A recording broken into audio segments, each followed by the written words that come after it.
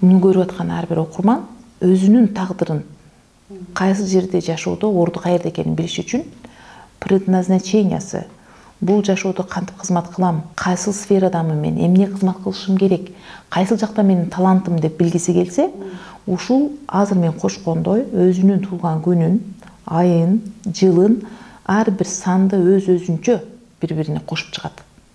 Ошондо бир сан чыкса, ошол адамдын миссиясы деп айтылат.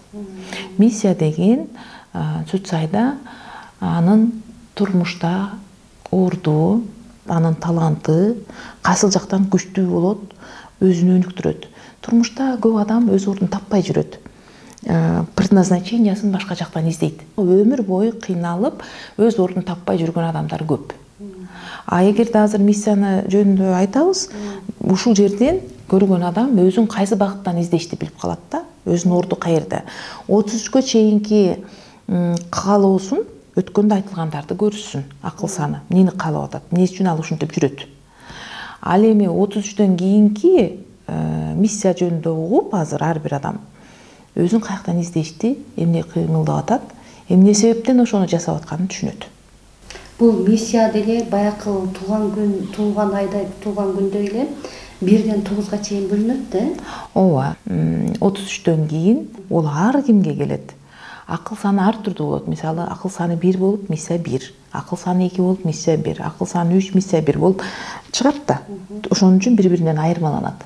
33-кө келгенден кийин эми деген алат алам. Болду эми, жаштын тилегин Кудайым берет деп бердим. Бүттү убакыт. Жаштын тилегин бере бербейт эми 33-төн кийин.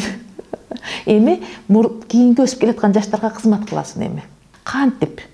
Кайрадан бардыгыбызга башкадан энергия таратылат.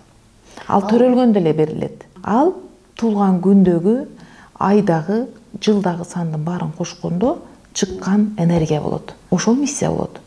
Мисалы үчүн Чыңгыз Айтматовдун төрөлгөн жылын мисал келтирип кетели, элдерге түшүнүктүү болуш үчүнчү.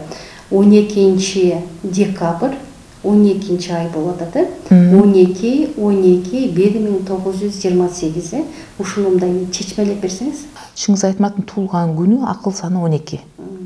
Бул эмнени каалайт дегенге жооп берет. Эми 12-ге 12-чи ай, туулган айы, жылы 1928. Жалпы 8 сан.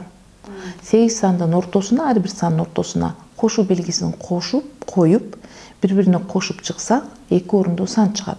Аны да бири-бирине кошкондо 1 орундуу сан чыгат, акыркы сан. Бул 8 болот.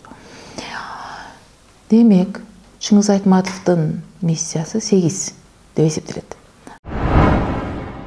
Эми 3 числосуна келсек.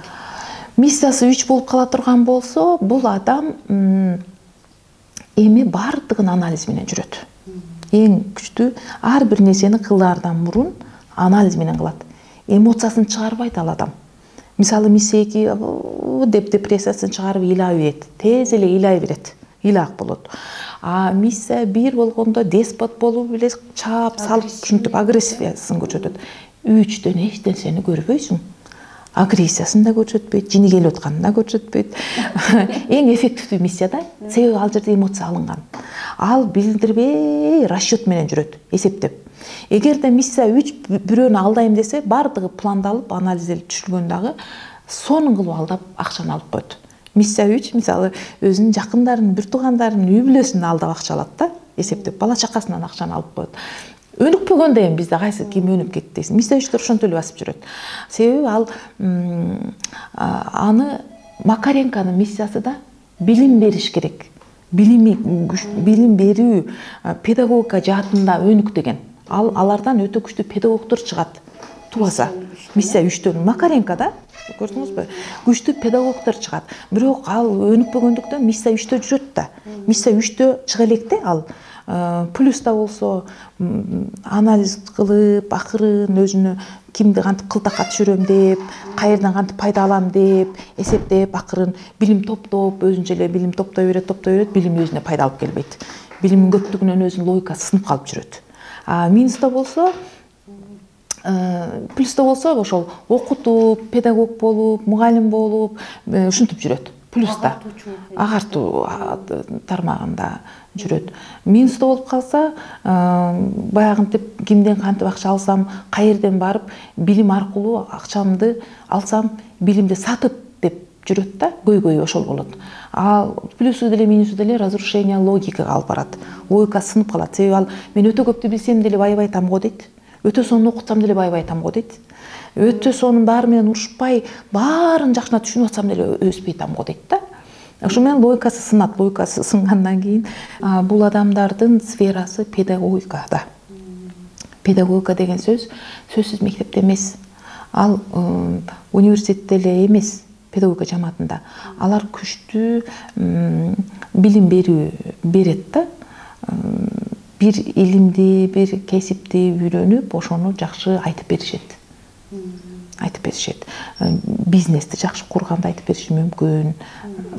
Ошондой бирөөгө жакшы түшүндүрө алат да. Теория жактан кыйын болушат. Теория жактан күчтүү болот. Практика жагында кандай болушат? Миссия 3-түн эми жашоодо практикасы ал бардык миссияларчы акча алам деп жүрөт да. Акча алам. Бул билим аркылуу алам деген миссия да. Ошон үчүн билимин жөн эле айта койбойт.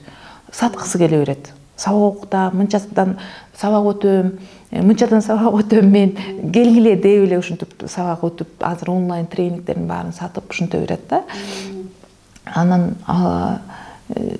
мындай корыстная выгода, өз пайдасына, өз көмөчүнө гүл тартат, окутат да. Бирөөлөрдү өз көмөчүнө гүл тартып окутат. Ал эмне болуш керек? Ал коммуникация кылыш керек. Ал муздак салкын окутат да. Ал сүйүү керек агачы.